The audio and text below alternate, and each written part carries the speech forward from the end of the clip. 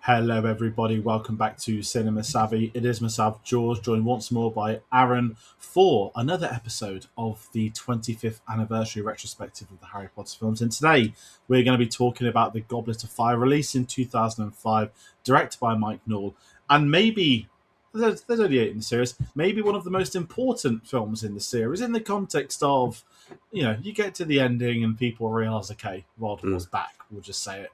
We'll get to that later. There's a lot to discuss here. Aaron, it's a pleasure to have you on the series. How are you doing today? Not too bad. Not too bad. I'm glad we're talking about a film from like our childhood because I've had a hectic couple of weeks, so this is like a nice bit of a refresh. Oh, excellent. And it is. And I know leading into this, when I was prepping the series, there were names I wanted to reach out to, and I was like, okay, Goblet of Fire, I know I'm going to speak to Aaron. I know we'll get to our memories of it with it a little bit later, but me and you've had a couple of chats about this. The score certainly in recent years, so I'm glad I've been able to get you on this one. But before we get into our memories and the synopsis, just for anyone watching at home, what is your background with this film series? What was its impact on you growing up, or your history with it? Oh, I thought that was a general question for the audience. I didn't realise it was for me. To be honest, Harry Potter was one of those core franchises that took up a lot of space. I mean, to be honest, there's a million different TV shows and films that probably took up space when I was a kid, but like the defining ones were probably Harry Potter. TV wise, it was probably Doctor Who. And weirdly enough, I think because ITV showed them and still show them a lot, I actually didn't see the first few in the cinema. I think the first one I saw was Order of the Phoenix onwards, but that doesn't mean I hadn't seen them. I was still like watching them on TV. I had the VHSs and the DVDs, and I was still, a devoted fan. I have all the original, not pressings. I have all the original the original books is in the good artwork. Yeah. I remember buying Deathly Hallows when it came out in Tesco, I think. Like, there was a massive display of it in Tesco, and I remember that quite vividly when that came out. And I remember getting the hardback. I remember my thing when I was a kid was like, I wanted all of them in hardback, and the Half-Blood Prince was the last one I needed to get. And I ended up just settling for like the paperback version that was in a WH Smith's at the time, and I was really, really sad at the time because I was like, "Well, I've got it. It's not the version I want, but I've still got it." But yeah, Harry Potter is a big. I've been to the studio tours a couple of times. It's still great, and yeah, it. Despite all the controversy, there is a part of my brain where it still means a lot. And I don't think that will ever go away. I'm not as obsessed as some people can be, but like it will always have a nostalgic place in my heart purely for growing up with it. Yeah, and I think kind of in line with you, like we're not too similar. I'm going to add you the third episode out of 4. We've had an ITV name drop now, which for anyone outside of England doesn't know, like there are certain things, and this isn't Harry Potter, but Bond, like ITV2 is like Hopper's Shaun of the Dead's Bond films, but ITV is like always Harry Potter, and it's really interesting that everyone's been bringing it up so far. I guess you could say it's 4 out of 4 because I had Tate on last week, and Tate was on the first one. You mentioned it too, which is very interesting. But I'm in that same boat as you. Like, if you're growing up the ages we were in that era, where I think are you 2 years younger than me. I was 1 when the first book came out, so my intro point was the first film, and then it was the books after. I think probably the first 2 films to come out.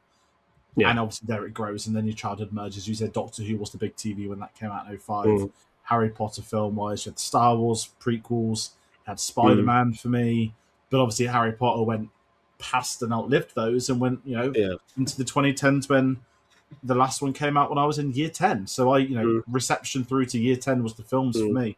And obviously there's going to be another generation getting to experience that this year onwards. Also, on a side tangent in terms of growing up with it, I do have very vivid memories of playing specifically the janky Philosopher Stone game on PS1. It's not aged. Classic Hagrid. Yeah, it's not aged at all, but I still love it. And I remember actually playing a lot of Goblet of Fire on the well, not the DS, the Game Boy Advance. Not the best version of that game either, but I have vivid memories of that, and also vivid memories. And I know this is really niche, but like back when DVDs had games on them and like hidden Yes. features, delving so many hours into the Chamber of Secret stuff because I'm pretty sure there's the extras menu, and then there's extra stuff you can find if you just click this random thing that no one usually clicks on. And I remember putting a worrying amount of time into both the games and also those weird little things Yeah. the quirky things that used to be fun when we were kids on DVD menus. Josh did the same with Chamber of Yeah. Secrets. I had it for Philosopher's Stone when you have to key in Mm. the Diagon Alley bricks to open up to it to get to the Yep. next menu. Yep. Again, the good old days when home media was not just taken seriously, but it was actually designed for people to play with and have fun with. Yep. Very different now. But with the Goblet of Fire, I mean, I remember the PSP game to get into that, Mm. which is probably the same as a PS2. I didn't have a PSP. My friend did, so I was very jealous, but I remember playing it. This film, the official Mm. HMX synopsis is, and by the way, I love these HMX synopses because they're just not pretending that no one knows. It's very Mm. simple. Signs of Voldemort's return emerge as Harry's friends help him prepare for a tournament with Europe's best student wizards. Name on the tin. Good job, HBO, unlike Yeah. IMDb and elongating ones elsewhere. Um, and our memories of this, I mean, I know we've just spoke a little bit about your sort of background on Mm. Harry Potter. I'll jump in first because this is a bit controversial. So, I didn't get taken to cinema to see this film. I have to Mm. say, get taken to because this came out when I was 9 years old. Mm. I distinctly remember the TV spots. I remember it coming out near Children in Need. I remember, I think Malfoy being a ferret was all over those TV spots. That's what I Yeah. remember more than anything. Yeah. And I remember Lego sets coming out, and I obviously didn't get any of them. Again, not like I'm asking, but I'm just a bit different to 1, 2, and 3. As you said, right, things are moving on. Mm. Wouldn't know whatever reason we didn't see it. I can't remember this is the year after. No, it's 2005. King Kong came out in December. A month after Mm. this, I watched King Kong because I remember we'd always go to the cinema to watch a film on my dad's birthday. But I've never known why we didn't see this at the cinema. It just happened, and it happened Mm. again for Order of the Phoenix. So I saw this on DVD when the DVD released a couple of months after, Mm. and I loved it because it was Harry Potter. I'd read the books at this point. I think they were up to the sixth one or the fifth one at this point in time. I can't remember when Harper Prince published. But I remember the game for this, as I mentioned, obviously enjoying the film. And it's really interesting that as a generic viewpoint, which maybe we'll elaborate on later on, this feels like one of the most popular of the Harry Potter films with how it's Mm. spoken about today.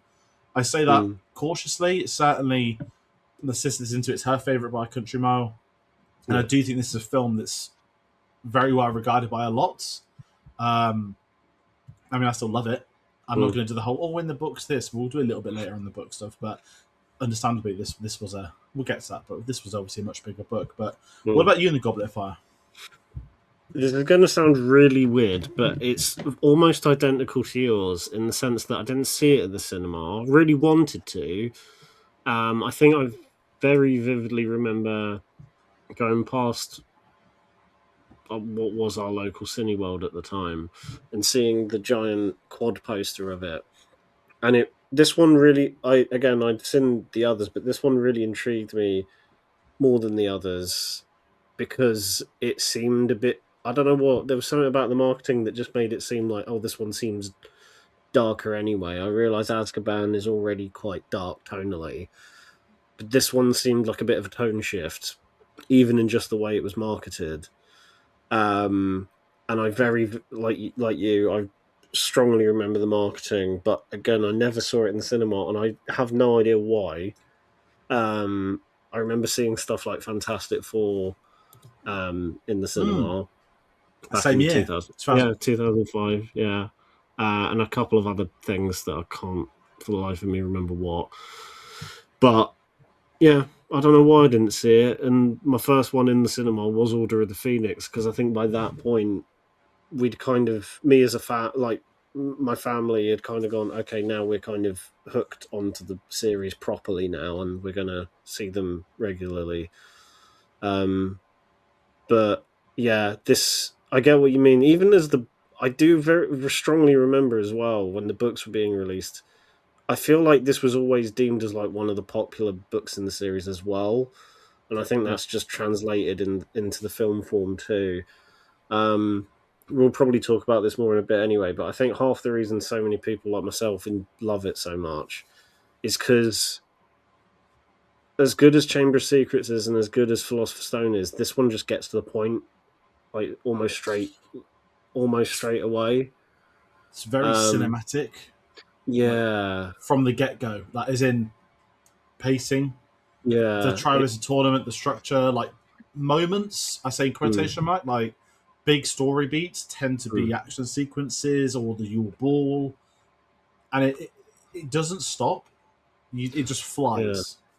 Yeah, that's one thing I love about Azkaban is the fact that after a certain point, it just is one thing after the other, and it doesn't lose momentum. And I praise this film just as much because it is 2.5 hours long, yet it flies by. Even when I watched it as a kid and watching it now, like there are moments I genuinely forgot about, like small moments in this film I genuinely forgot about before rewatching it because it packs so much in that time, but really tightly edits it. Um, But yeah, this used to be my favorite. Over the years, when I've seen the others more and rewatched others, I think Deathly Hallows Part 2 is my favorite, then Azkaban, and this is third. But back in like 2006, 2007, this was my favorite, I think, purely because it was the most action packed at the time. And it got, like I said, it kind of just got to the point quicker. So my lack of attention span, little kid brain, loved the hell out of it. No, I think it's very common. I think it's very common in people today. Mm, Uh, the one thing, maybe it's a different conversation I'm intrigued by, I should have said last week, is outside of film circles, I mm, don't think Azkaban's regarded as the favourite. I think that's very much a, film without thing. sounding elitist, yeah, I definitely think it's people that, I don't say understand film a bit more, because that's not me looking down on anyone else. It's more of a, how the industry look at that film in particular, the director and his Mm, approach, mm. rather than the continuous of the Harry. That's the film perspective. That's the better with the film perspective over Harry Mm, Potter perspective. That's probably what I yeah, needed to say. Much yeah, easier. yeah. No, I But totally agree. with this one, there's a couple of behind the scenes. This series is different. This is more celebrating the series, the films, the entries. This isn't as much of a deep dive into the story, the things we know about a million times. It's the Goblet of Fire. We'll talk about a lot of it, but the behind the scenes on this, we're not going to divulge too much. But there's two big ones here. Yeah, Oh god, sorry, I almost choked. That'd have been the wrong way to start.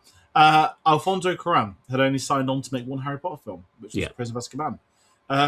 Don't worry, folks. He did all right. He then went and did Children of Men, yeah. and then many other things. But in line of that, Mike Newell was hired to replace him, which I think may go down as one of the more controversial appointments in the series. Not Mm, me dissing him as a director.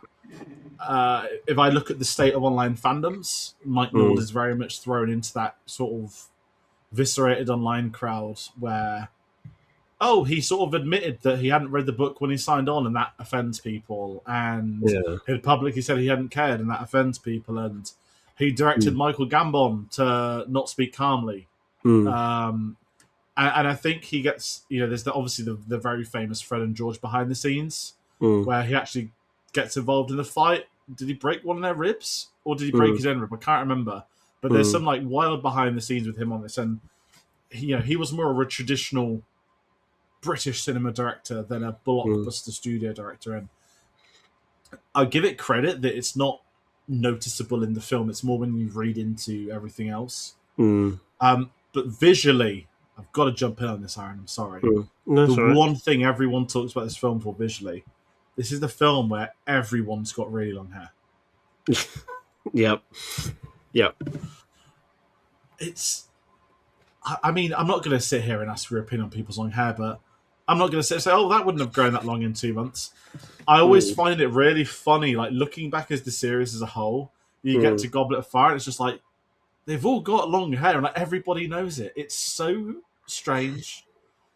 I don't understand. I kind of like it that it gives the film a bit of its own yeah, personality with it. but it's just, and then obviously the next one they've all gone back to short hair again. Yeah, I do love. I remember watching I can't remember what it was called now, like the celebrating reunion thing they did a couple years ago. Yes, Um, and I very distinctly remember Daniel Radcliffe when they're talking about Goblet of Fire having a bit of a moan up because basically him and Rupert and I think all the male cast members had grown their hair. I think in between each film, they grow their hair out over the summer or during that period of time, so for that them to the shape. next director can then figure out what they want to do with the hair. And they got it to this long point, and Mike Newell just goes, "Okay, cool, yeah, we're going to start doing it." And it's like, hang on, no, you can't. I think Daniel Radcliffe's thing is like, no, you can't just leave it like that. But yeah, I love the fact that Mike didn't really give a crap. He just kind of went straight into it and just went, "Yeah, that's what we're using," and Yeah, didn't even think about cutting it at all. I tell you that it really does suit Daniel Radcliffe. I give him that. It Like, was, yeah. not to get into people's hair specifics, it's a very awkward one there. Mm, But yeah, it just summed up the Mike Newell approach, which is again, it was clearly so different to what these guys were used to. And obviously, this is 4 films in. You know, they're mm, hitting the half. Well, it is the halfway point because there's 7 books. There'll mm, be 8 films at this point in time. But there was discussion on making the Goblet of Fire a 2-part film, mm, and I guess this is kind of where I was going a few minutes ago, talking about the length of the book. That I believe this is the second or third longest book in the entire series. I think mm, what make you feel old, mate, is they change the pages these days. mm, So like they've changed the font size over the years. So mm, I remember like Order of Phoenix had 700 was the longest. That's now like 800 mm. plus. Um, but the Damn. Goblet of Fire had 635 pages. It says, Yeah. and it was at the time of the films the longest. And how Mm, would they approach the book that is theoretically a mystery? The mm, entire not series, the entire book goes down to who put his name in the Goblet of Fire. That's the mystery for the entire film. yeah. That's like at the forefront of the tournament, of the Mm, dreams of Voldemort coming back. Who's the person that's set him up? And the book does a phenomenal job. Could it be Ludo Bagman who's cut from this? Could it be um, Barty Crouch? Could it mm, be Karkaroff? Could it be Snape? Could it be anyone? It's the whole book's this mystery, yeah. and without getting too much into this whole book versus film discussion, because this has been done to death, Goblet Mm, of Fire obviously took a big chunk out. You know, they cut yeah. storylines here and there. We'll do our usual segment a little bit later. And I think for the concept of how it is as a film, this functions really Yeah. well as a film. That they kept the core elements of this, the things they had to keep, Mm, the opening, the Quidditch yeah. World Cup, the 3 Triwizard Tournament stages, the Yule Ball, the Mm, graveyards. They're like the essence that you could mm, not take those moments out, yeah. and you get the bare bones of the film, and they're still able to try and elaborate, and it becomes less of a mystery, which I appreciate because you can't do that in Mm, the film. It then just becomes about, okay, let's see if Harry can win this tournament and get the big plot twist at the end of who comes mm, back. But a 2-part Goblet of Fire, I think, contextually for 2005 yeah. would have been very hard to do. Mm, The studio declined it. mm, I agree with the studio, because if you'd have then split the Goblet of Fire in 2, they'd have had to have split everything after, and you'd have mm, probably had them playing Harry Potter through to like 2014, 15, to yeah. instead of being there, like late 20s. Mm, So I think they got it right, and by making the Deathly Hallows a 2-part film, yeah. that created the event around the Deathly Hallows, Yeah. because you couldn't afford to cut anything out of that, which Yeah. they obviously stuck by. But do you Yeah. agree, or would you have been curious by a 2-parter? I kind of lean with more what you're saying, and because as soon as you start making the others two-parters, it takes away that emphasis on this being the finale and the fact that they split that into 2 parts. Plus, there is also the thing in my head that like Deathly Hallows being split into 2 parts then started that trend of other book adaptations being split into 2 parts, like Hunger Games, etc. But yeah, I can understand why they would veer down that route, but like you said, I think it works better in the long run for it. And I think half of that is down to, like we said a minute ago, the fact that it has got this kind of similar to Azkaban, it's got that relentless pace to it for 2.5 hours, and I kind of don't think it would have worked split over 2 films, or if they tried to incorporate other elements into it. I also completely forgot that there was that mystery element in the original book, and I suppose they try and compensate for that in this film by, it's not the best compensation for it, but like in this film, their best example of a mystery is, rather than finding out who put his name in the goblet, you're more just kind of left wondering in the background who's been setting up all those things to get him to Voldemort in the end, which isn't as intriguing of a mystery. But I guess for the case of them trying to condense it into one film, I guess it's the best they could do. Yeah, I agree. And I think one thing I'll say, I know we bring up the sort of series in every episode, it's hard not to at this point in time.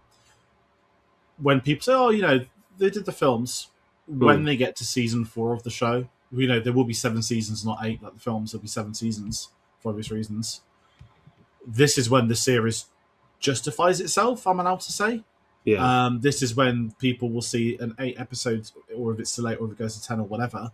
This is where they'll be like, oh, look at these characters we never met. Look at all this that's happening. Look at this A, B, and C, X, Y, Z. Look at this story, and that's where the show. I mean, I think it's going to come into itself. Like it'll find its own route, but it's going to really thrive as a show concept from season 4 through to season 7. If I'm allowed to just very briefly bring that up, but.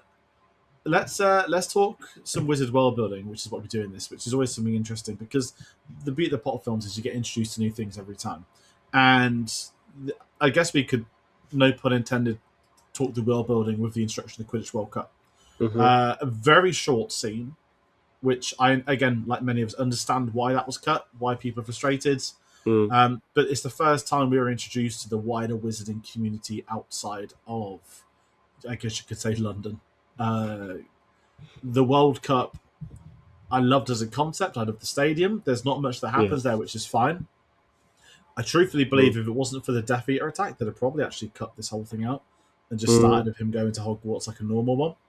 Yeah. But I really liked seeing that world building. Again, not a lot happens, but just enough where it's like, okay, everyone talks about the tent, or the stadium and what goes on. I think it's something a bit different, and again, where the books are getting longer and you're developing your flesh against this world more, this is where it comes into its own with little things, and obviously we'll talk to school shortly as well. Yeah, no, I agree. I think it's one of those things where, and again, like you kind of hinted at, the show will do it more justice in the sense that, like, because the sequence is so rushed isn't the right word, because it just feels like it comes and goes quite quickly. Yeah. It is one of those sequences where it's like, I do want to see more of it. Like, I feel like they could have spent an extra 5-10 minutes just elaborating it a little bit. Kind of similar to what they do with Diagon Alley in the first film, where like you get a sense of everyone inhabiting the grounds where the tents are, and you feel it being like this living and breathing thing. Whereas in this one, they arrive, match happens, Death Eaters attack, and then that's kind of it. It is like the Cliff Notes version of of the Quidditch World Cup sequence, but I don't know. I like similar to you. I like the concept. I just wish we'd seen more. It's kind of my 2 pence on that. I agree, and I think they filmed more. I could be wrong, but my understanding is they actually had a bit of the match shot. Which makes sense, because I remember the first time I did watch it, I was like, "Oh my god, we're getting professional Quidditch," and then it's done.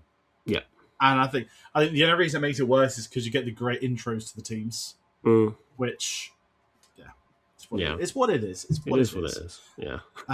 And talking of the world building, obviously this is the film, the Triwizard Tournament. The first time we are introduced to some of the other wizarding schools, where we bring in Durmstrang and Beauxbaton.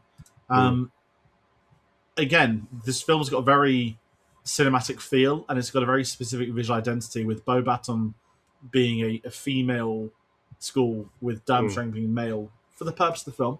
The background is in law that they have both male and female students, but again, they went down a specific visual route, which I think works for the film.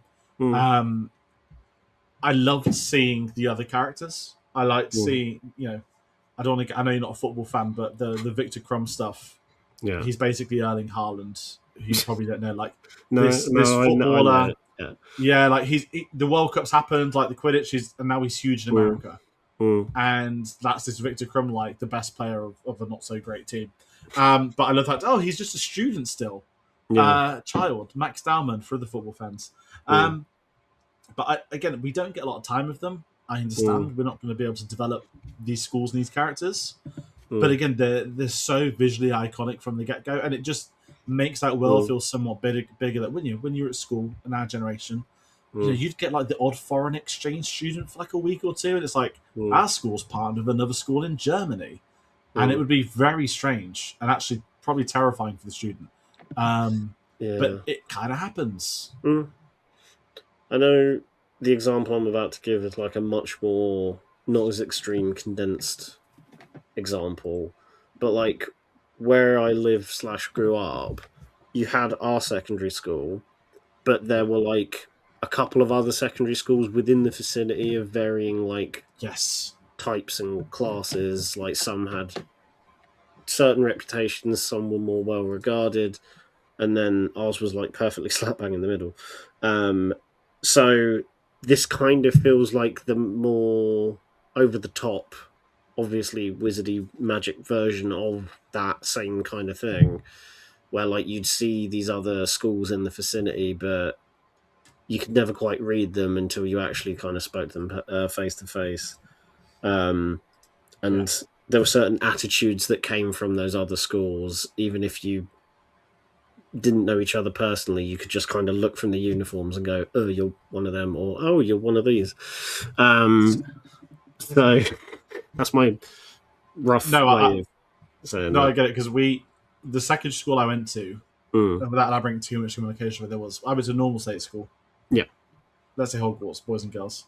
Yeah. On this next door, as in the building next door, the land next door, was private boys' school. There's your damn strength. Yeah. Over the road from them was the private girls' school. Yeah.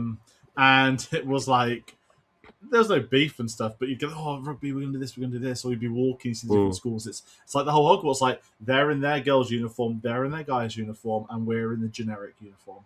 Yeah. And Americans watch it like uniforms.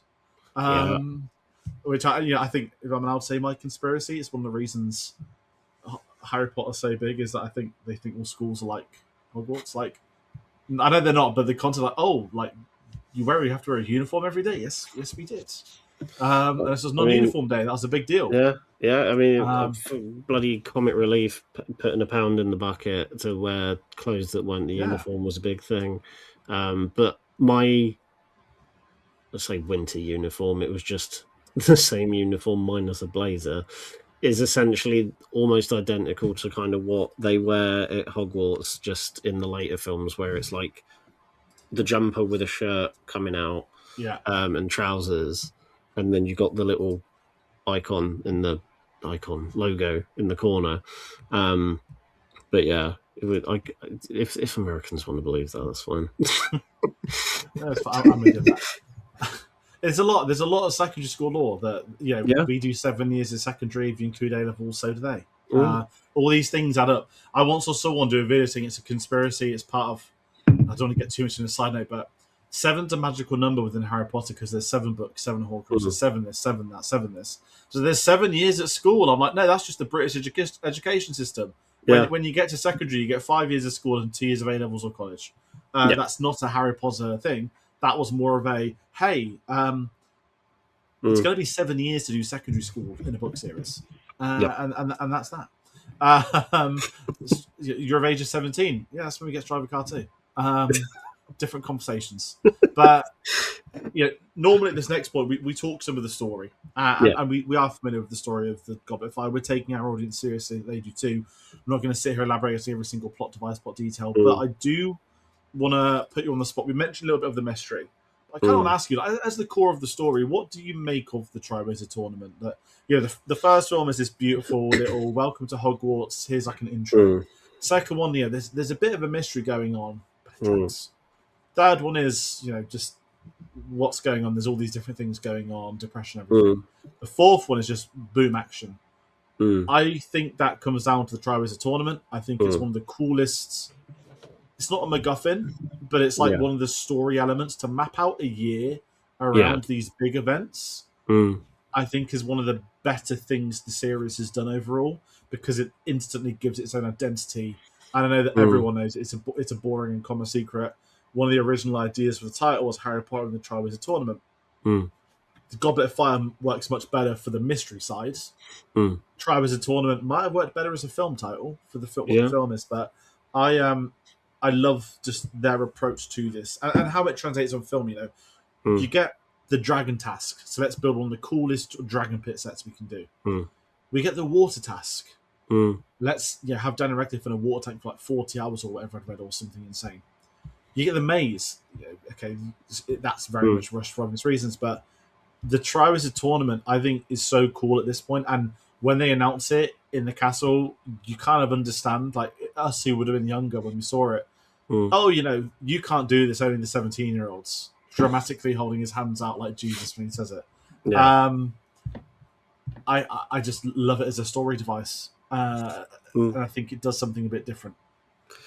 Yeah, I know what I mean when I say this. I like the middle films of the franchise because they frame, like you said, a year at Hogwarts or a mystery around a central thing. So, like Prisoner of Azkaban, the central thing is the fact that Sirius Black has escaped Azkaban. This one is the Triwizard Tournament. I like the fact that they have a central thing around them. It keeps it a bit more focused, and it gives you, not to sound demeaning at all to the film or the book, but it's like it gives you something fun and colourful to look at while this more dark and serious things happen in the background. That's again a very demeaning way to put it, but I know what I mean. No, I'm with you. And this film kind of proves that, because like you kind of alluded to, that's where all the action comes from, and then behind the scenes is where the more like twisty turny darker stuff plays out. But I also like the fact that, and again we kind of already said it with the Quidditch World Cup, but this kind of proves it as well. This is the first film in the franchise where it feels like it's a bit more open in terms of the world. Like, yes, you've got the Quidditch World Cup, but then you're introduced to these other schools. You're seeing more of the world outside of just Hogwarts, and then that obviously becomes even more prevalent with Order of the Phoenix, where they go to the Ministry of Magic, and the last few films where they're not even at Hogwarts for the majority of the story. And this feels like that first point where it's like, yeah, Hogwarts can only do so much for the story. We're now just going to open things up. And you definitely feel it in this film, even if certain elements do feel cut short or rushed. And yeah, I still like seeing it on like my 20th rewatch of this. Yeah, there's so much. And I think because obviously, this is, if I talk the series again briefly, that the show has to take the approach of not everybody. Assume 90% of people watching know what happens, right? Because they will. But you cannot make a show knowing 90% of people know what's happening. You have to treat it like that material. And the Goblet of Fire, there's so many little things, little things like Karkaroff and Snape. Yeah, as a kid, it's like, oh, that's really subtle. But actually, I was like, oh, he's literally got his tattoo out in public for everyone to see. Yeah. And these little moments, when they go into the Pensieve and Dumbledore's like, oh, no, we can vouch he's a double agent, he's with us. In the book, that's this like huge moment where it's like, oh my god, Snape was a Death Eater. I thought he was horrible. Whereas this is a throwaway comment, because obviously the films take the approach of making Snape more of a heroic character rather than demonic like the books with one dividing turn. And I think there's so many little things that plays into account where it lets the film flourish. As you said, it's playing the political game in the background, also in a good way, which means that Order of Phoenix can take the politics and run with it. Because that is the key to that film. Yeah. But yeah, there's a lot it does. I'm glad you brought that up. And kind of sticking with this, we'll segue into the next point, and this is the cut that hurt and the change that worked. These are the two segments where we each, or if you don't want to, it's up to you, we talk about one thing that was cut from the film that hurt. Doesn't mean cut in the context of, it wasn't there. or it might have been streamlined, because this week I'm talking the character of Barty Crouch Jr., played by David Tennant. And if there's something that I think doesn't work for this film, one of the very few things, and it gets into nitpick territory, it's not his performance, it's the lack of development on Barty Crouch Jr. And I don't mean to sit there and have, let's do his entire life story from the get-go, but, and I know this film's got to go 100 miles an hour. When you get the revelation of David Tennant being, Barty Crouch Jr. is this big moment, you throw him in the flashback, it's David Tennant again. You look back now and it's like, not like, what did they do with him? There's your evidence that he's returned. Yeah. The entire last film is about the first prisoner that escaped Azkaban. Technically, this is the first prisoner that escaped Azkaban. And he's never brought up or seen or mentioned again. Yeah. And one of my very few, not all books this, because there's a million things you could do for this, but one of the only things that I actually think has an impact on the film is maybe you're missing one scene or two scenes, but you just needed something more Barty Crouch Jr. at the end, after the revelation, whether it be the Dementor's kiss or something else. The impact of his villainous role isn't appreciated because the book, he's a phenomenal character. But in this, he's a bit, when he's a kid, it's all this weird, licking the lips. I don't mind that, but like when he gets caught, he's, the faces and the noise Tennant makes. Yeah. Whereas, not to do that all in the book, but it's like he's like a child, like he's like 20, he's young as fuck. Yeah. And he's been caught and he's screaming, he's crying. He's done all these terrible things, but he's trying to play the Nepo card of being a young, didn't deserve it type, which then made Barty Crouch Sr. that much more, not evil, but tough, because he sent to Azkaban. Whereas if you look at Tennant, you're like, yeah, I could tell that guy was weird. Weird tangent. I know we'll talk about Tennant a little bit of detail later on the actors bit, but I don't know if you've got a bit for this, or if you haven't, it's totally up to you. I was just going to kind of elaborate on not elaborate, but just kind of add on to the Barty Crouch Jr. thing, is that even because at the time of me watching Goblet of Fire, I hadn't read the book, and even in the film, it doesn't, like you said, it feels like there's a scene missing. It kind of goes from A to C, and we're missing B somewhere along the line that would just help flesh it out a bit more. I realise they can only do that with so much film, because there's a lot of stuff happening in the background for this film other than the Triwizard Tournament, so there is only so much they can do. But when that eventual reveal does happen, it does, again, I don't want to use the word rushed, and I'm sounding like I'm bashing this film. I'm not. I love it. No, I understand it. But it definitely feels like one of those things where it's like it just happens. There's no like immediate build up to it, like we do get with the other memory stuff in like Half-Blood Prince, where it feels a bit more fleshed out and there's time to explore it, and it feels like there's depth there. This pretty much just feels like, oh yeah, that's Barty Crouch Jr. That's kind of what it feels like in film form. Just like, oh yeah, by the way, that's his son. There you go. And also him in the courtroom, like, okay, I don't know how the trials in Nuremberg went. We weren't there. You brought out the prisoner. Yeah, he's listing all the names of all the evil people that are already dead. Geezer, he's in the corner of the room. You don't just take like 5 minutes to think about the one in the corner of the room. Yeah, if you're trying to do and also he wouldn't be in the room the moment Karkaroff's. I know you try. I'm being nitpicky. It's not my intention. But there's again, this is the positive of the show, where they'll be able to adapt and take on, and they'll have the time to do this, and that's the difference. I said you're not wrong saying the word rush. The film has to rush it, but that's because the film still has to cover so much ground. It's such a short. I was also going to add off of what you were just saying as well. Even the edit of that scene does feel a bit rushed. Isn't the right word, but something just feels a bit clunky in terms of when that line is initially dropped, because you have no. Again, I'm not critiquing the hell out of this, but like there is no initial setup shot establishing the fact that he is in, like, Barty Crouch Jr. is at the back of the room. The first shot you get is right before Karkaroff says his name, and it looks like he's just walked in. And then the next thing you know, he's tackled to the ground, and then you get Barty Crouch Sr. disowning him.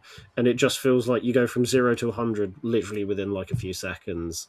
And for a thing like that, you kind of need to let it breathe a little bit.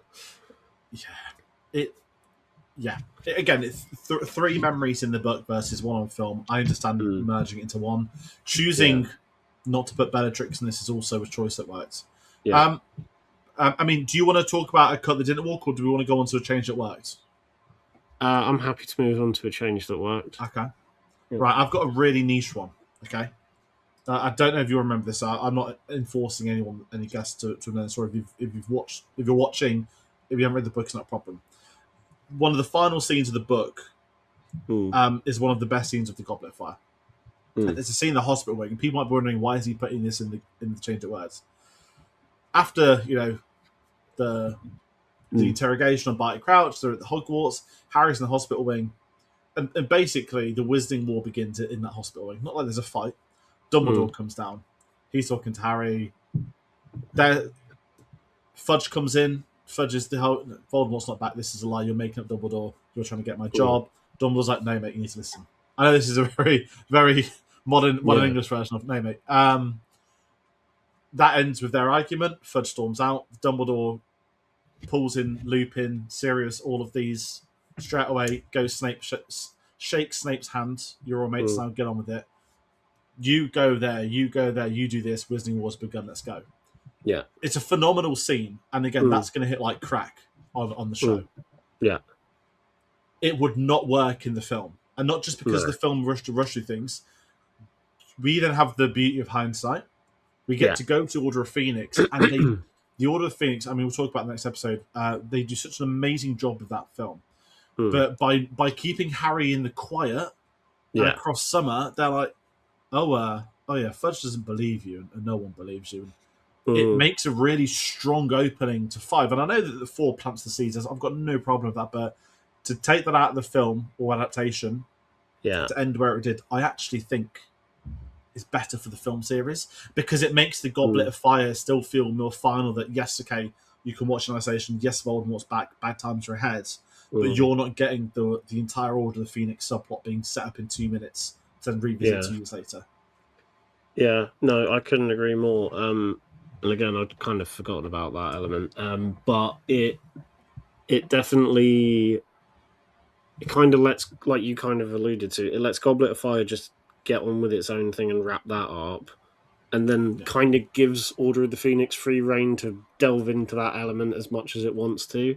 Whether that be not that much heavily up to that next director. But like you said, I like the fact that it kind of does that. I like the fact that it leaves that, and it creates that bit of tension, like you said, of Harry not knowing in that next film that wouldn't be there otherwise. Yeah, no, I think that's very fair. And in line with them, I mean, do you want to talk about a change at work, or should we head into characters? Your call. I can't really think of one off the top of my head. I haven't read the book in so bloody long. No, that's what I read them last year. Unfortunately, because of nostalgia, the film has taken over. Yeah, so I do apologise on that one. no need to apologise. That's fine. Let's talk a few characters. So with this segment's going to be a little bit different today. So we always talk the Golden Trio: Harry, Hermione, Ron, played by Daniel Radcliffe, Emma Watson, Rupert Grint. So the last few episodes, obviously the trio come finale of the film. They're together throughout the first. Second one's more of a Ron and Harry together. Third, more Harry and Hermione. Strip them all back this time around. This is kind of, I'd say, the film with Harry leading by himself the most. Obviously, we've got other characters we'll get to interacting with him primarily. It doesn't have as much to do with Ron and Hermione. Very much the playground. He's starting to plant the seeds of Ron's relationship with Hermione, or Ron being a bit of a bad to Harry. They don't have as much to do, the other two.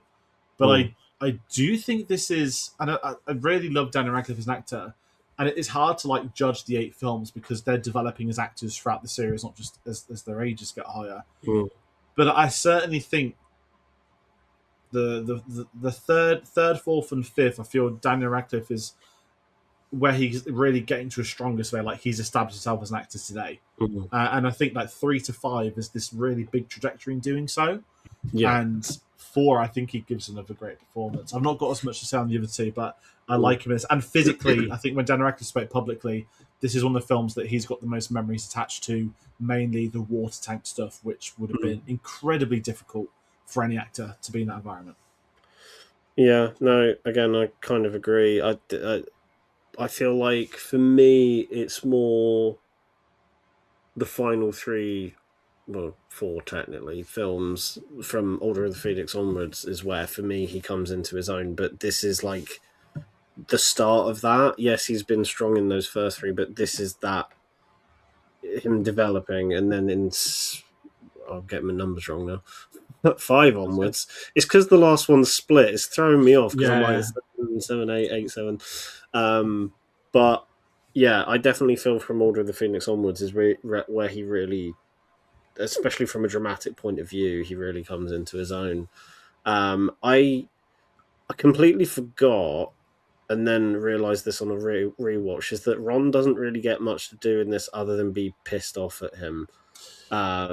Whereas in later films like Deathly Hallows Part 1, that aggression is kind of justified, whereas here, again, because they're trying to cram so much into like a specific runtime, from the moment his name's drawn, he's just kind of pissed at him, and it does feel a little bit unwarranted. I mean, I realise they're teenagers, so emotions are going to be heightened regardless, but there is an element where it's like, similar to the Barty Crouch thing, we kind of need a scene somewhere just to kind of set up that dynamic before then going headfirst into it, or just something. I think Hermione's stuff is fine.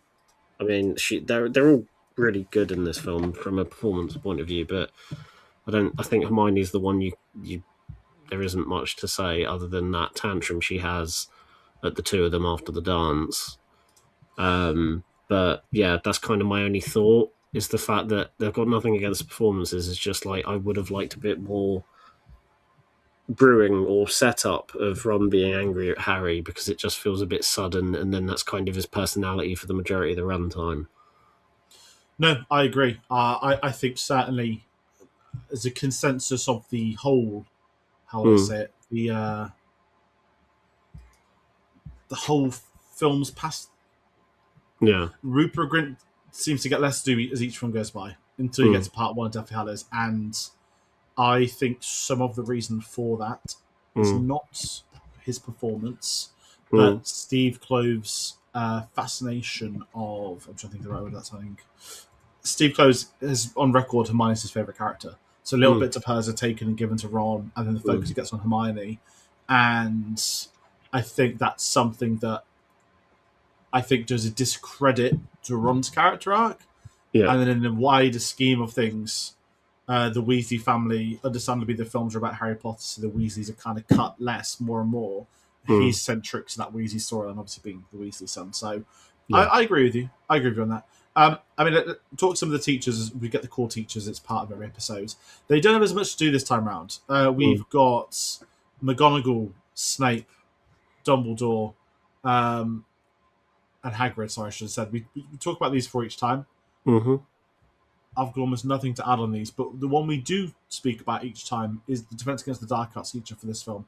And we're introducing Brendan Gleeson as Mad-Eye Moody, which is quite easily one of the best casting choices this entire series does. And in retrospect, in a series full of legendary British actors, this feels like as much a coup as a Gary Oldman, but doesn't get the same credit for that. He is exceptional in this. Yeah, he's got a few lesser things to do in 5 and 7, but there's a presence from the get-go, and I think Gleeson's integral to that. Yeah, I feel also, compared to, like, in terms of the ones, the Defense Against the Dark Arts teachers and the actors who played them up to this point. Also, I'm not going to lie, when I saw your notes and I saw Dada, I'm like, which character's that? And I thought it was a name. I feel like Brendan Gleeson, especially at the time of this release, was kind of the more underrated of the actors, because like David Thewlis has got a very strong dramatic background. Again, I'm only going off of like when these films came out. Why have I blanked on Gilderoy Lockhart? So Kenneth Branagh. That's the one. Yeah, again, he was well established in the 90s for doing his Shakespearean stuff, so he was well established. Thulis, still well established, but more in a dramatic sense. And I feel like at the time, Brendan Gleeson had been in a few things, but was kind of underrated. And it's only after Goblet of Fire that he's been in stuff like In Bruges and all, Martin McDonagh's stuff and gained that recognition. And I think Mad Eye Moody's the one that put him on the map, and he is brilliant in this film. I'm sad we don't get to see more of him in the later films, because that is the Mad Eye Moody that Dumbledore knows, and that is the version that is more, the not Barty Crouch licking his lips version. So would like to see more of that, especially with how he's kind of sidelined in the last two films. But what he does here is brilliant, and it sets up that core dynamic that most people, like myself included, want from that Defense Against the Dark Arts teacher and Harry. It's kind of, it makes sense in the next one why it's completely antagonistic between the two, but with Lupin and a little bit with Lockhart, and then with Mad Eye Moody, I like that kind of mentor element, as well as there being like a twist that means they're not quite right or there's something off about them. I do like that mentor element that we get within those first three, at least from 2 to 4, I think, is at its strongest. I think as well with Moody, he's the first. I said this last time, that Harry's greatest teacher in the entire series is Mad Eye Moody, which is ironic because it wasn't Mad Eye Moody at all. It was a Death Eater. But I won't get in the books this we know in the films he wants to become an aura. That's in the films. That's in the, it's Moody, aka David Tennant, that plots that idea into his mind. Like, yeah, you'd make a great aura, you would. And I find there's a really fascinating thing there where it's one of the villains responsible for his friend dying and others and more dreadful things. It's the reason he goes to the career path he does, and it ends up being his best teacher at school, which I think adds to the twists. Lockhart's great for comedic value. Thulis is great. It's like a sympathetic character that he's the best, but cursed in a nice way. And Moody's, he's actually not him. He's not him. And then we get a different type of performance from him in the others.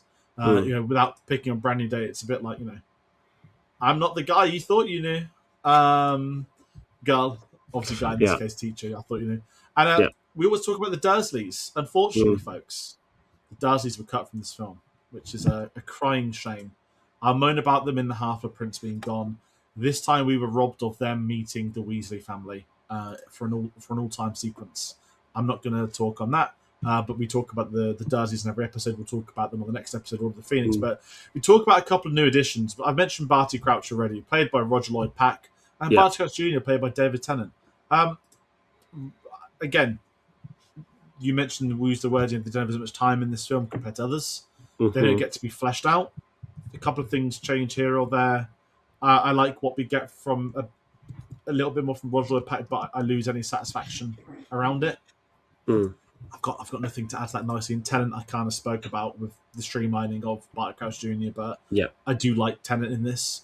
And again, looking back 25 years later, it is a coup that David Tennant was in this, granted, and he's been very public in his disassociation from the author, which I massively respect him for as well.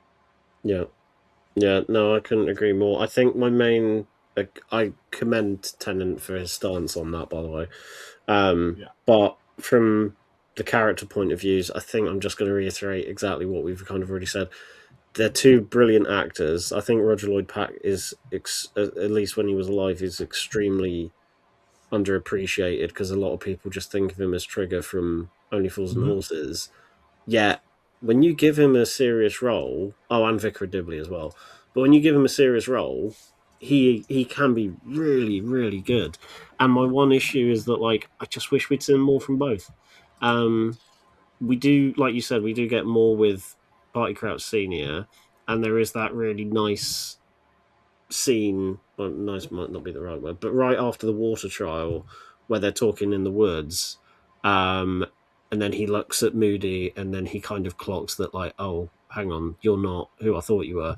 That whole sequence, as well as his talk with Harry, is just, that's probably like the best scene he has in the whole film. I can't say the same about Tennant because he just kind of pops in, licks his lips, and runs off again, which is weird when you say it out loud.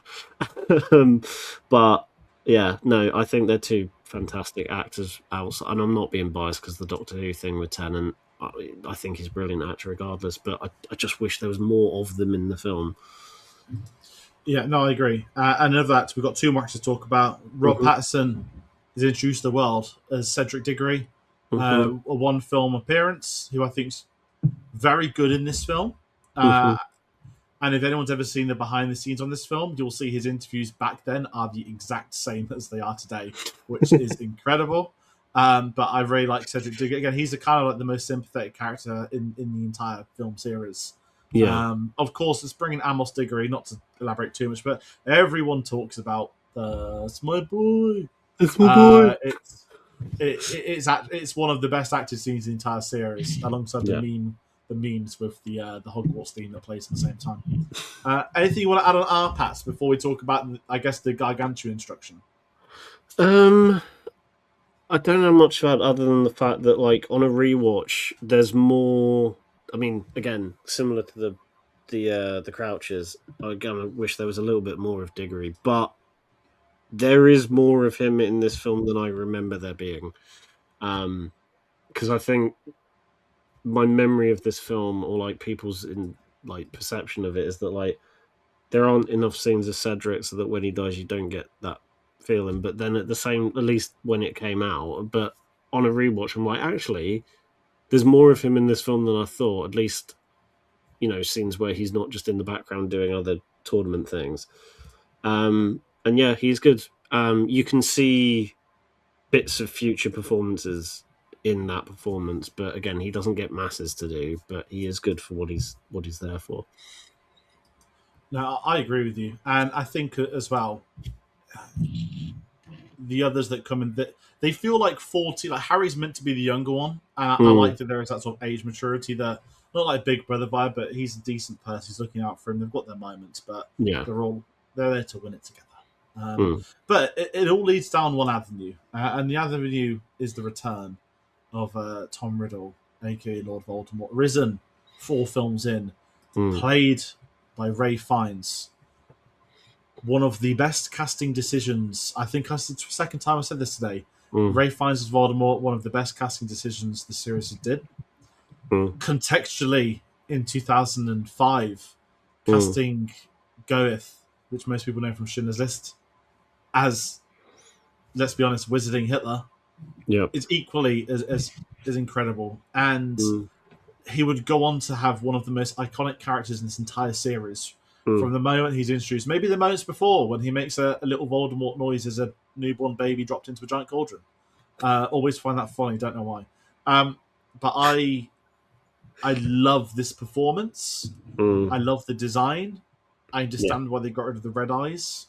And I think more than anything, Ray Fiennes' like dedication to playing him is quite something. And whilst I may have criticised Mike Newell as director in this, I believe it was Mike Newell that was essential in getting Ray Fiennes to sign on to the series. I think his daughter as well, when he said they told him he had to play him. I think he did 2 days of filming for the Goblet of Fire, and history was made. A legacy was created. The memes would follow for 20 years plus. Yeah, I couldn't agree more. I think because there's been such a build-up for like 3 films / books up to this point, he really makes the role his own. Like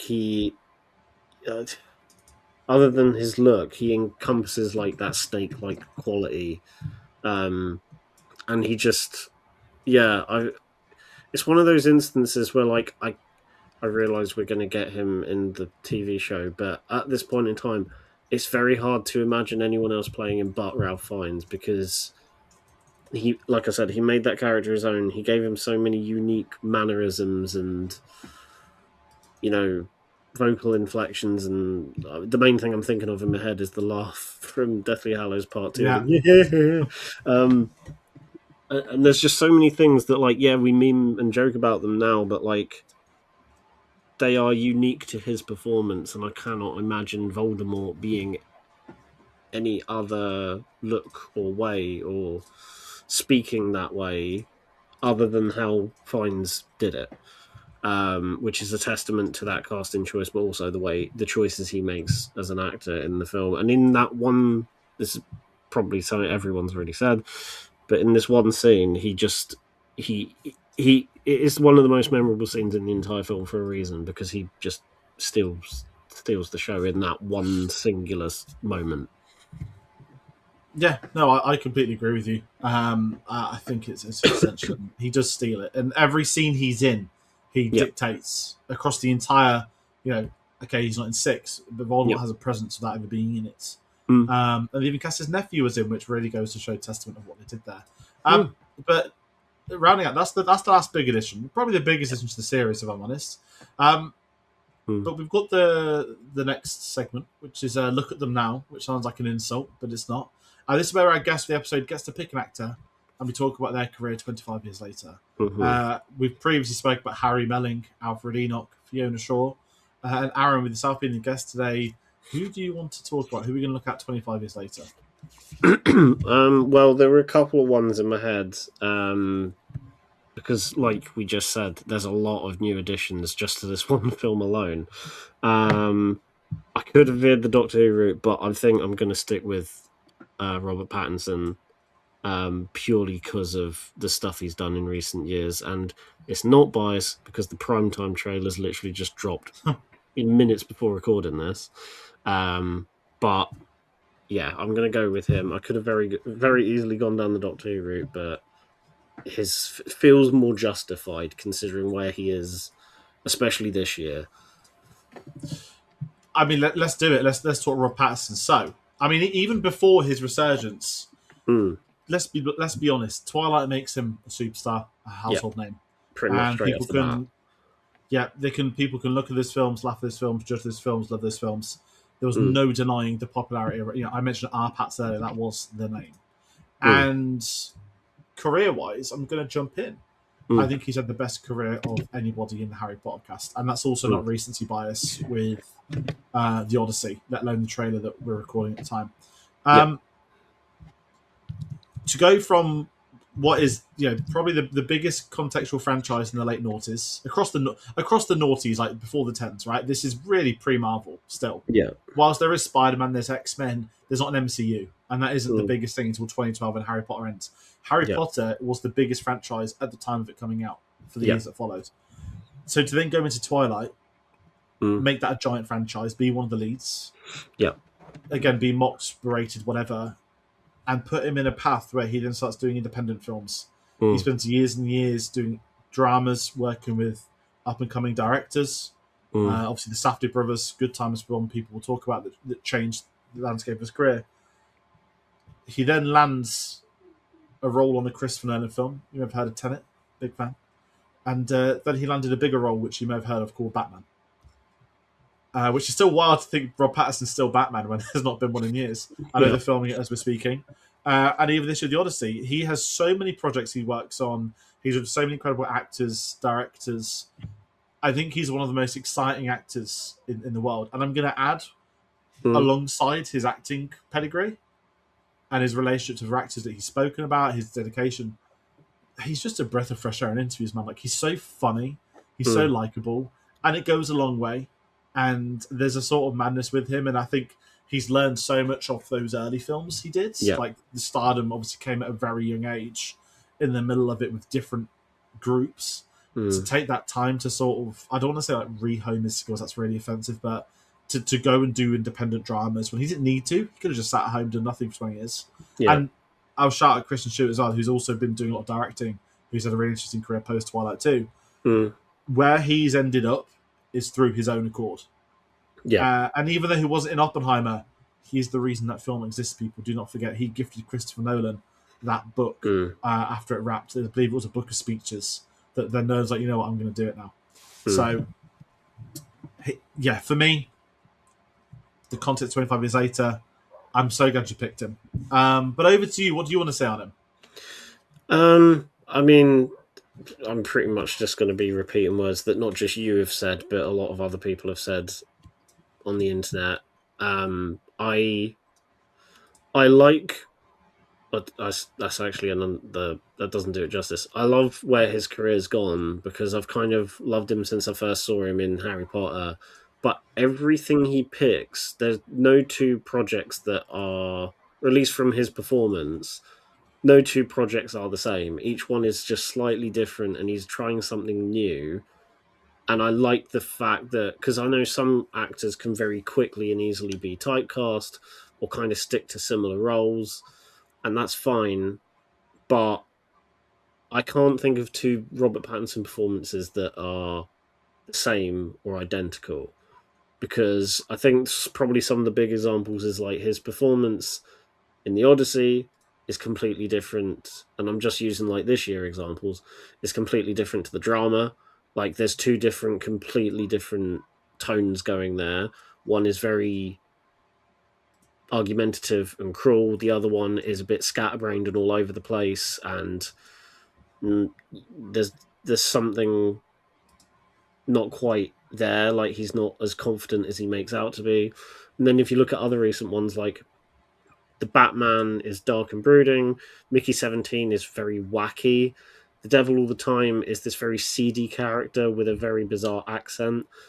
Like these are just in the last couple of years. If you look back even further, no two performances are the same, and I think that's what I love about him the most. And funny enough, going off of what you were saying about like him not being in Oppenheimer, but him being the reason it got made, that just made me think of the fact that like there's even more layers to that, because like 9/11 happened, that then made Jared Way create My Chemical Romance, which then inspired, I think, Twilight.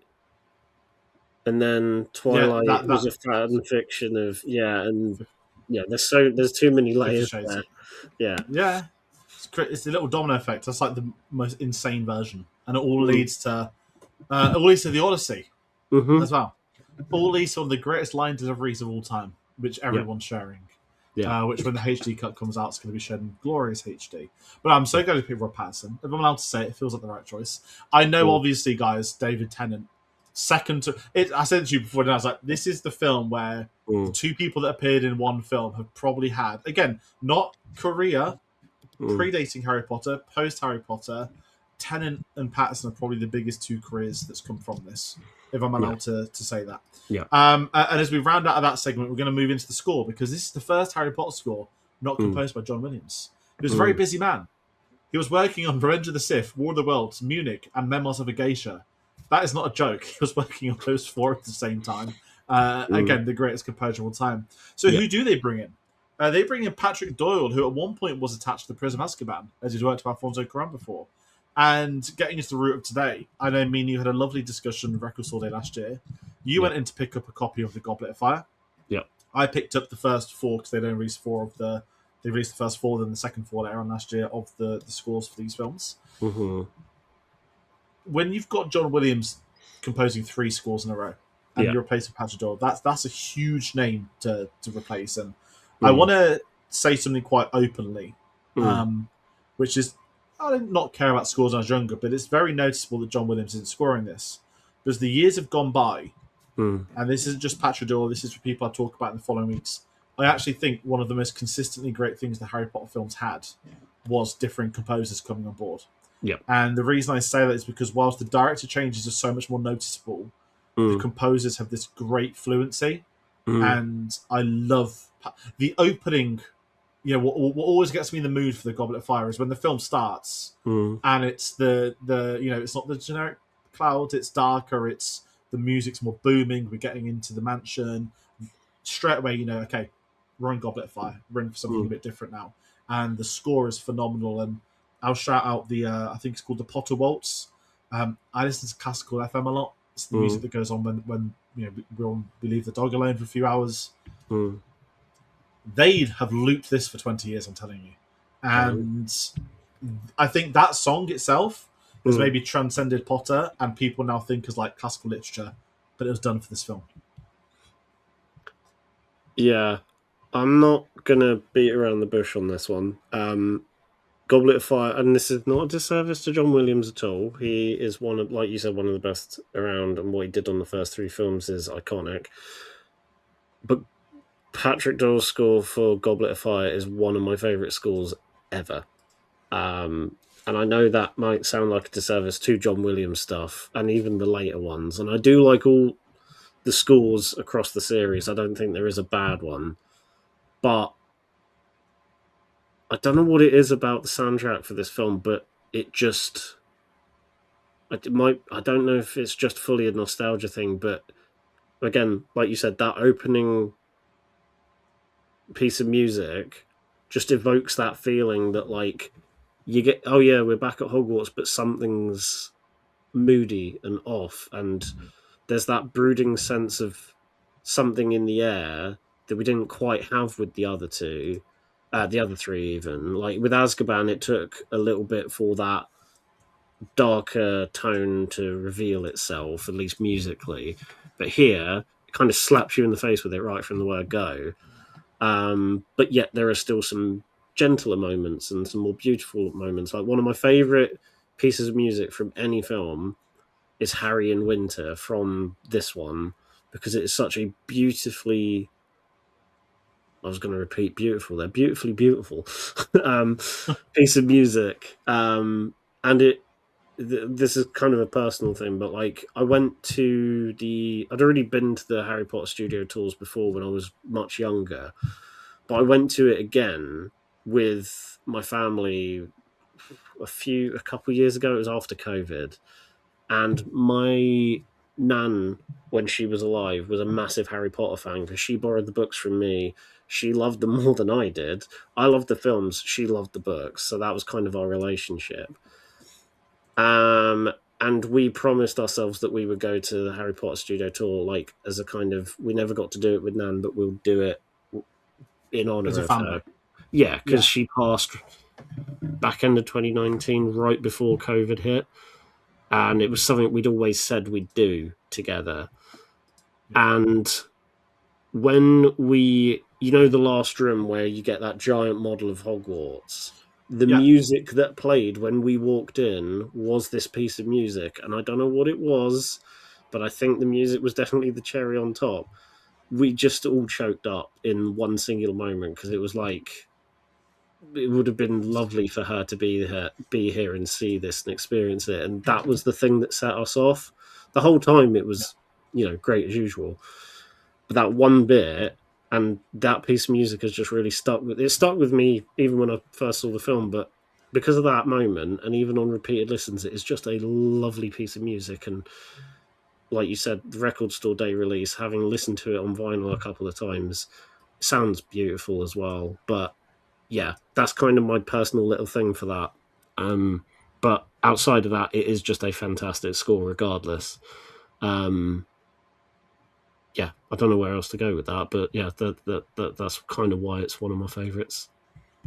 Really well said. And I kind of agree with a lot of that, especially the family side of it. There's a big impact there, especially growing up with these films, reflecting on them, our experience, our memories of them. It's not something that I think can just be brushed under a rug without making that comment elsewhere into anyone. It's very tricky for a lot of our friends, family, and others. Without trying to unpolitely segue away from that, we're going to slowly start to round things out. Looking at the legacy of this film, this would gross $900 million off a $150 million budget. The number one highest grossing film of 2005. Totally understandable. It outgrossed Revenge of the Sith, which is quite big to say. But if we head into... We always pick a favourite scene. It's hard to pick a favourite scene like this. There's so many. I don't want to be boring and pick the Return of Voldemort. There's a noise. I don't think it's the score, but there's a noise when they resurrect Voldemort. It's almost like a weird, like radio wave in the air when he's like breathing, his veins are kicking in. I love that whole return, calling in the Death Eaters. Obviously, they were much better, the Death Eater designs in the following film. Again, not to George Lucas them, but they'd have come down in that episode, not episode 5, in the Order of Phoenix Gear. That looked Yeah. better. But also, I love how Lucius Malfoy has just got his blonde wig sticking out. Like everyone else has got their hair in. It's like, if you didn't think he was already one of them, the blonde-haired Death Eater whose hair can't fit in the hood. I wonder who that is. I love it. But no, I love Voldemort's return. But I also want to jump in and shout out, maybe not my favorite scene, but I love the dragon purely because when I'm watching House of Dragon at the moment weekly, going back to Goblet of Fire, I was like, oh, like this is held up really well. Like this looks as good as House of the Dragon, which is phenomenal visual effect design dragons. So it's a bit of a cop out. I've given like 2 half answers there, but there's so many great scenes, and again, it flies so quickly. There's no one scene for me in particular that's better than any others. The film is just so consistent throughout. Yeah, I'm kind of the same. I think my favorite scene is just. I'm going to pick another obvious big one, but it's the bit right after the grave scene where it's kind of like the memed bit of the film. But that still hits when they get back to the rest of the people and Harry's just crying over Cedric's body.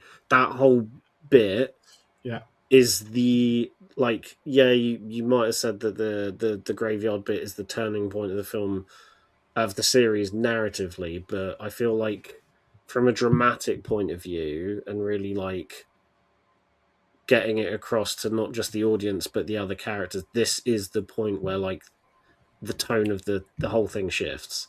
Like, oh, a student has died.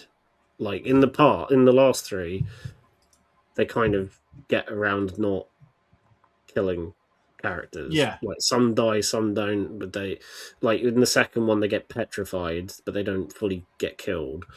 But this is the one where it's like, oh, a student has died, anything can probably happen up from this point onwards. And it really just sets the stakes for the next few films. And that's part of the reason why I love it. I think it also just, like I said, it still hits.